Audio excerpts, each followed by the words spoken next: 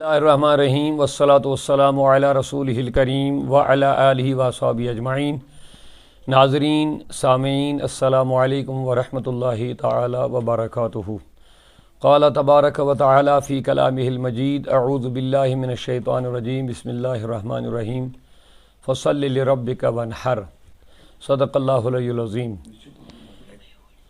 اللہ کا فضل و کرم ہے کہ آج ایام حج بھی، یہ اشہر حج جن کو ہم بولتے ہیں، حج کے مہینے وہ بھی رواں دواں ہیں، اور آئندہ مہینہ جو ذی الحجہ کے نام سے ہیں، جس میں حج بھی ہے اور قربانی بھی ہے۔ 10ویں ذی الحجہ بہت اسلامی تاریخ کا ایک بہت تاریخ ساز دن ہے، بابرکت دن ہے۔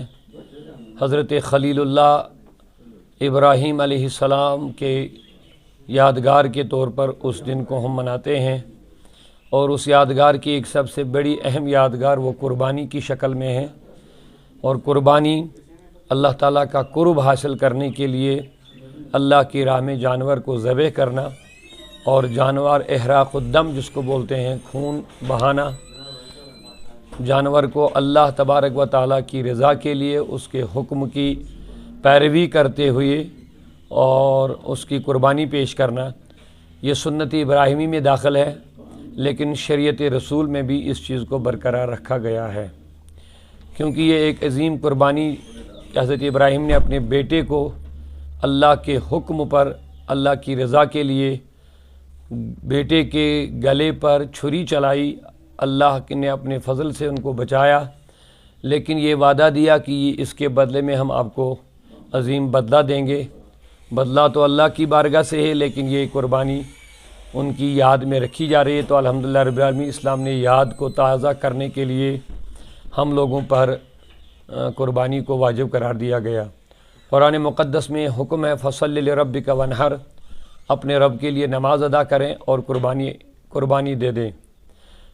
دوسری ایک جگہ ارشاد فرماتا قربانی کے حوالے سے لن ینال اللہ لحومها ولا دماء ولکن ینالہ التقوی، اللہ تبارک و تعالیٰ کی بارگاہ میں تمہاری قربان کیے ہوئے جانوروں کا خون اور گوشت نہیں پہنچتا، بلکہ آپ کے دلوں کا تقوی اللہ کی بارگاہ میں پہنچتا ہے۔ یعنی اللہ دلوں کی حالت کو دیکھتا کہ تم نے قربانی کیوں کی، چونکہ اس دن ہم نماز بھی ادا کرتے ہیں اور یہ یادگار اور یہ یاد تازہ کرتے ہیں۔ اس میں بہت سارا فلسفہ ہے، اور مین خلاصہ یہی ہے اس کا کہ اللہ تعالیٰ کی رضا بہت بڑی چیز ہے۔ اللہ کی رضا کے لیے، اللہ کو خوش کرنے کے لیے اپنے مال کی، جان کی، کسی چیز کی بھی قربانی دینی پڑے، بحیثیت مومن ہمیں وہ قربانی دینی چاہیے۔ یہی مین فلسفہ عید قربان ہے کہ ہم بھی اللہ کے حکم کے سامنے اپنی ہر چیز قربان کریں، جس میں ہمیں اللہ راضی ہو، جس میں ہمیں اللہ کی قربت نصیب ہو، اور اللہ جب راضی ہو تو اللہ تبارک و تعالیٰ کی رضا کو رب نے خود فرمایا وَرِضْوَانٌ مِّنَ اللَّهِ اکبر، اللہ تبارک و تعالیٰ کی رضا اور خوشنودی سب سے بڑی دولت ہے۔ تو یہ دولت حاصل کرنے کے لیے جہاں خلیل اللہ کو اپنے بیٹے کی قربانی پیش کرنی پڑی، وہاں ہمیں بھی دیکھنا چاہیے کہ قربانی کا فلسفہ کیا ہے، اس کا مقصود و مطلوب کیا ہے۔ ان چیزوں کو ہمیں زیر غور رکھنا چاہے جو بھی اللہ کے لیے قربانی کرنا چاہیں گے۔ صرف گوشت کھانا مقصد نہ ہو، نام و نمود مقصد نہ ہو۔ اسی لیے اللہ کے پیارے حبیب نے قربانی کے جانور کے بارے میں فرمایا کہ ان کے اوصاف کیسے ہو، خوبصورت ہو، اور کوئی نقص اس کے اندر نہ ہو، کیونکہ آپ اس کو اللہ کی بارگاہ میں ایک تحفے کے طور پر اللہ کی رضا کے لیے ایک تحفہ پیش کر رہے ہوں۔ تو لہٰذا اللہ تعالیٰ پسندیدہ اسی چیز کو پسند فرماتا ہے جو پاکیزہ ہو، جو صاف و شفاف ہو، جو صحیح سالم ہو۔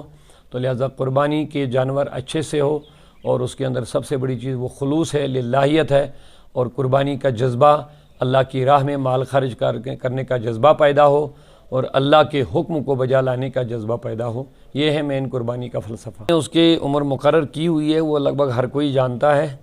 البتہ ایک بات ہے، گائے وغیرہ کے لیے قربانی جو بھی ہو وہ 2 سال کی مکمل ہو، اگر بکری ہو اس کے لیے مکمل 1 سال ہو، اور اگر جو بھیڑ وغیرہ ہوتے ہیں، دمبے ہوتے ہیں، ان کے لیے شریعت نے حکم دیا کہ اگر جسمانی طور وہ اچھے فربے تازہ ہو، ان کی ایج اگر 1 سال پوری بھی نہ ہو لیکن دور سے لگتے ہوں کہ یہ 1 سال کے ہو، تو وہ قربانی ان کی جائز ہے۔ اب ایسا ہوتا ہے کہ جو کاروبار کرنے والے لوگ، جو تجارت کرنے والے، وہ لوگوں کو دھوکہ دیتے ہیں، ان سے ہوشیار رہنا چاہیے۔ آج کل اللہ کا خوف دلوں سے ختم ہو چکا ہے بہت زیادہ۔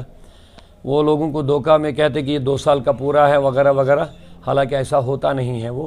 اس لیے میری گزارش ہے جو قربانی کے جانور خریدنے والے ہوں گے ان کو اچھے تجربے کار آدمی کو ساتھ لینا چاہے، کیونکہ ان کی نشانیاں ہوتی ہیں دانتوں کو دیکھ کر کے یا اور چیزیں دیکھ کر کے تجربہ کار لوگوں کو پتہ ہوتا ہے کہ یہ 2 سال کا ہے کہ نہیں ہے۔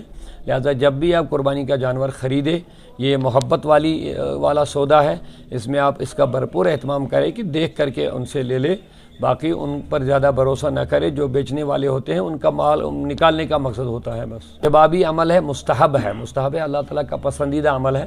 جن لوگوں کو قربانی کرنے کا ارادہ ہوتا ہے ان کو چاہے کہ بال وغیرہ یا ناخن نہیں کاٹنے چاہیے، ثواب کا کام ہے۔ اگر اور لوگ بھی اس میں شامل ہو جائیں گے، ثواب میں شامل ہو سکتے ہیں، تو کوئی واجبی عمل ضروری ایسا نہیں کہ اگر انسان کرے گا تو گناہ، اگر انسان نے نہیں کیا تو گناہ گار ایسا ہوگا، نہیں، بلکہ مستحب عمل ہے، کرنا چاہے، اللہ تعالیٰ اس کے اجر میں ثواب عطا۔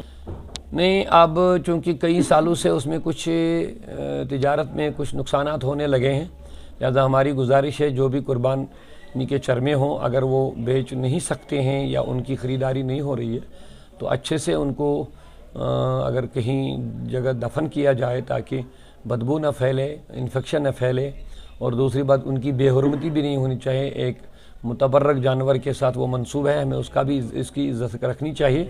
تو ایک تو وہ چیز بھی ہے، دوسرا اگر ہم روڈوں پر ڈالیں گے پھر کتوں کی بھیڑ بھاڑ لگی رہتی ہے، اس سے بھی اور انسانیت کے خطرے بڑھ جاتے ہیں۔ ان ساری چیزوں کو یا گندگی پھیلانا اسلام میں بہت ناپسندیدہ عمل ہے۔ صفائی کے غرض سے یا جو اس کے نقصانات ہیں ان کو پیش نظر رکھتے ہوئے اگر ان کو دفن کیا جائے اچھی بات ہے، تو جو بیچ سکتے ہیں تو ان کو بیچا جائے۔ عید آنے والی ہے، عید ایک خوشی کا دن ہے، مسلمانوں کے لیے ایک متبرک معظم دن ہے، محترم دن ہے۔ اس میں سنت اور شریعت کا سب سے پہلے ہمیں لحاظ رکھنا چاہے۔ اسلام نے ہمیں غمی اور خوشی میں انسان کے جو مومن کے طور طریقے ہونے چاہے وہ سب کچھ ہم نے سیکھا ہوا ہے، اللہ اور اس کے رسول نے ہمیں سکھایا ہوا، ان چیزوں کا سب سے پہلے لحاظ رکھنا چاہے۔ ہماری خوشی میں بھی شریعت کے اصول ہے، غمی میں بھی شریعت کے اصول ہے، لہذا مومن وہی ہوتا ہے کامل جو اللہ کے پیارے حبیب کو فالو کر کے غمی کا بھی معاملات انجام دیتے ہیں اور خوشی کے بھی۔ اور عید البقر ہے، اس میں بڑی بات یہ ہے کہ ہمیں نماز پڑھنی پڑتی ہے شکرانے کے طور پر اور دوسری بات قربانی کرنی ہے، اور تیسری بات یہ ہے کہ جتنے لوگ مستحقین ہیں، غربا ہے، ان کو بھی اس خوشی میں شامل کرنا ہمارا فرض بنتا ہے۔ بحیثیت انسان، بحیثیت مسلمان ان چیزوں پر ہمیں تاکید کی گئی ہے۔ غریب، مسکین، یتامہ، مفلوق الحال لوگوں کو امدادی مالی طور پر امداد کریں تاکہ وہ بھی اس خوشی میں شامل ہو جائے، اور خاص کر قربانی کے معاملات میں جو گندگیاں پھیلتی ہیں اس کا پورا لحاظ رکھا جائے، صفائی کا اہتمام کیا جائے۔ یہ سب چیزیں قربانی اور اس کے عید القربان میں ہمیں ان چیزوں کا لحاظ رکھنا چاہیے۔